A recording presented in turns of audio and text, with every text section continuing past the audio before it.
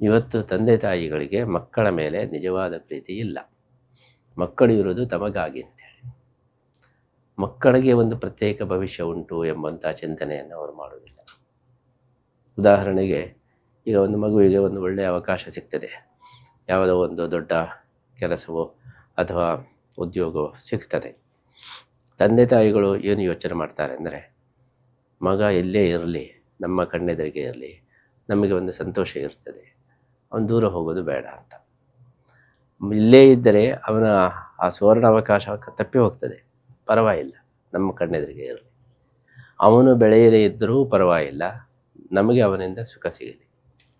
ಹಿಂದಿನ ಮಕ್ಕಳು, ನಾವು ಹೇಗಾದರೂ ಇಲ್ಲಿ ಬದುಕ್ತೇವೆ, ನೀನು ಹೋಗಿ, ನೀನು ದೊಡ್ಡ ಜನ ಆಗೋದಾದರೆ ಆಗು, ನೀನು ಅವಕಾಶವನ್ನು ತಪ್ಪಿಸಿಕೊಳ್ಬೇಡ ಅಂತ ಹೇಳಿ ಹಾಗೆ ಯೋಚನೆ ಮಾಡ್ತಾಯಿದ್ರು. ಈಗ ನಮ್ಮ ತಂದೆ ತಾಯಿಗಳು ಹಾಗಲ್ಲ, ಅವನು ಯಾವ ಅವಕಾಶನೂ ಬೇಡ, ನಮ್ಮ ಜೊತೆಗೆ ಇದ್ದರೆ ಸಾಕು, ನಮಗೆ ಅವನು ಸುಖ ಕೊಡಬೇಕು. ಈ ರೀತಿ ತಪ್ಪು ಯಾರು ತಿದ್ದುಕೊಳ್ಳಬೇಕು ನಿಮ್ಮ ಪ್ರಕಾರ?